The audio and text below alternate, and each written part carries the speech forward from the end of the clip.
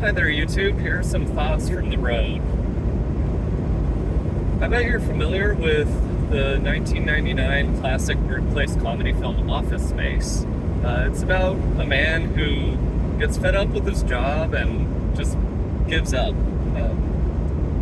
And these days I find that amusing that this movie came out a couple decades before quiet quitting was a word in our vernacular, but it's essentially what it's about. Now, there's a subplot that involves some consultants coming to the company, and there's one very insecure employee who's sure that that means he's going to get fired. So if you've seen this movie, I'm sure you know exactly where I'm going with this. But I'm going to interrupt that with a more obscure reference. So, in the late 90s, there was an X-Files spin-off called Millennium. And if I get anything wrong, I'm sure there will be some Chris Carter fans correcting me in the comments. Now, Millennium is a drama about the same sort of New World Order conspiracy stuff as the X-Files. And in it, the protagonist gets coerced into helping the group that's trying to pull the strings behind the scenes. And so he's given cover as a consultant, and that lets him go around doing shady stuff. Now, there's a memorable scene, I think, in the pilot episode where our protagonist meets a new neighbor, and they talk about, what they do and stuff, and he says he's a consultant, and the neighbor says something like, I've always wondered what that means exactly. And the protagonist responds with this deafening, intimidating silence that really sets the tone for the whole series. So, back to Office Space. There's this iconic scene where that worried employee has to interview with the consultants, and one of them goes, "So, what would you say you do here?" And now this employee completely ineptly explains his job, and it makes him sound like he doesn't do anything important. And he ends up screaming, "I talk to the customers so the engineers don't have to." So to give some more explanation than what's actually in the movie, these are management consultants. They're there to help the company structure itself more efficiently. So obviously, after that interaction, that employee his role is deemed unnecessary, and he's let go. Now, this is a movie that's meant to appeal to a pretty broad audience, just being something that anyone who's had any kind of office job can relate to. But this is a software company, and I've worked in IT organizations like this, so I know a little bit more about what's going on. And it sounds like that employee was a project manager, maybe an account executive, but most likely a PM. And that's a really important role. Understanding customer needs and translating them into clear technical requirements, that has to happen. And engineers may not be good at it, may not want to do it, or it's just not an efficient use of their time. And there are other people who are better at that. And having one good engineer who just focuses on engineering, and one person who's good at talking to customers and translating that into stuff the engineers can implement, that's in most cases more efficient than, say, having two engineers who try to do both roles of engineering and talking to customers and figuring out what they need built. So, what's my point? Well, I've been thinking a lot about consulting, and the consultant asking that employee, what does he do there? I've been wondering, what exactly do big IT consulting firms like Accenture actually do? Now I can answer that, but I'm gonna interject with an anecdote from my career. So at one point, I was a data scientist at a small IT consulting firm. This company had a very well-defined niche, and it even focused primarily on clients using one particular platform. But still, that small company did lots of different things, and we had developers, data scientists, data engineers, business strategists, and people in other roles acting as consultants. And I was there as this company was growing basically out of its startup phase into looking like an established company. And as it grew,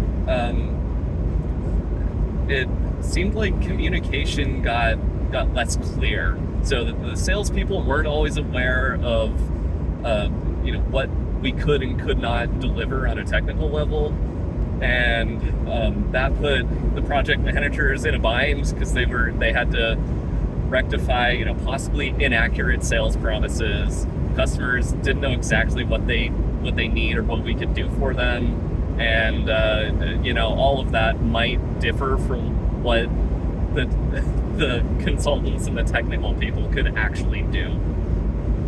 So that led to me feeling a lack of balance because my work just got kind of repetitive and pigeonholed and disconnected from things that I thought actually helped the customers, because I was out of those discussions. I wasn't in sales calls anymore, and there often would be a bit of a game of telephone with requirements. So the lack of balance led to me, and that disconnection led to me getting burned out. Now, I want to compare this IT consulting experience with statistical consulting, which is another part of my background.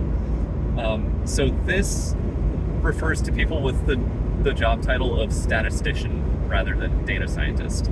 Now, these people tend to work in research and or government, and rather than business.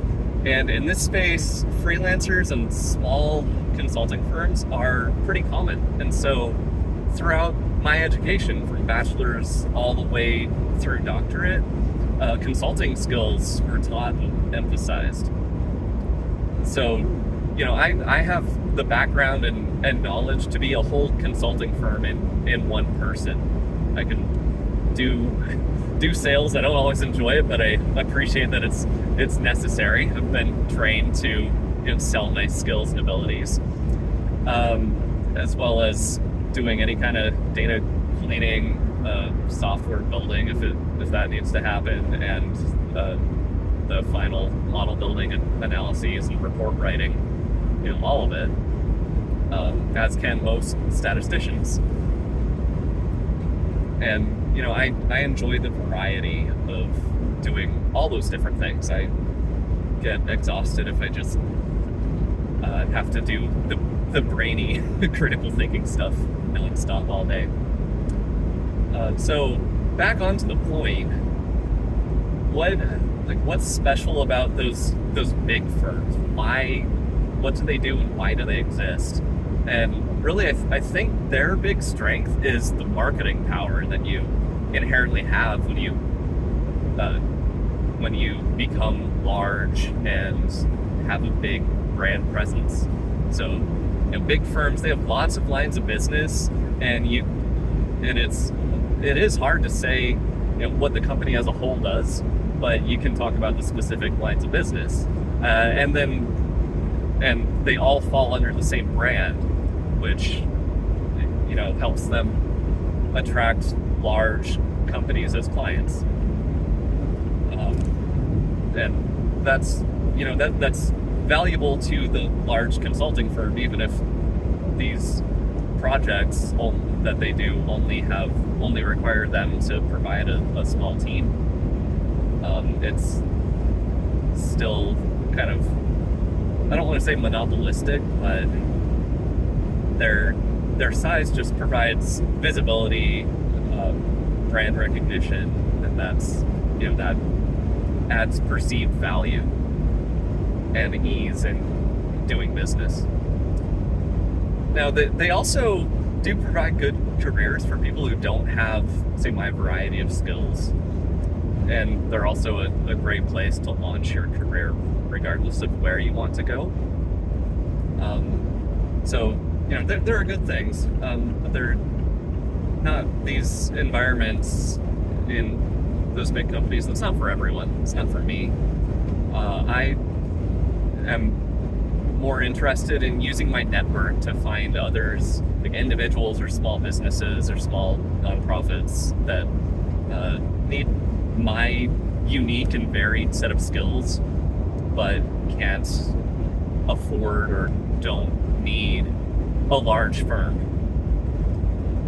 And, with the gig economy, I'm very excited about the idea of doing more just direct person-to-person. I know one business person. I'm gonna talk with you, and we'll collaborate just as essentially individuals. I'm really excited about that business model, and hoping that I'll see more of this going forward. There are lots of freelancers in the world now. It's getting easier to do it. So those are my thoughts in consulting. If this rambling in my car managed to hold your attention, pay attention to this channel. I'll be putting out some more philosophizing and travel vlogs and just thoughts about what it's like to be a semi-nomadic person working in tech. So, see you next time.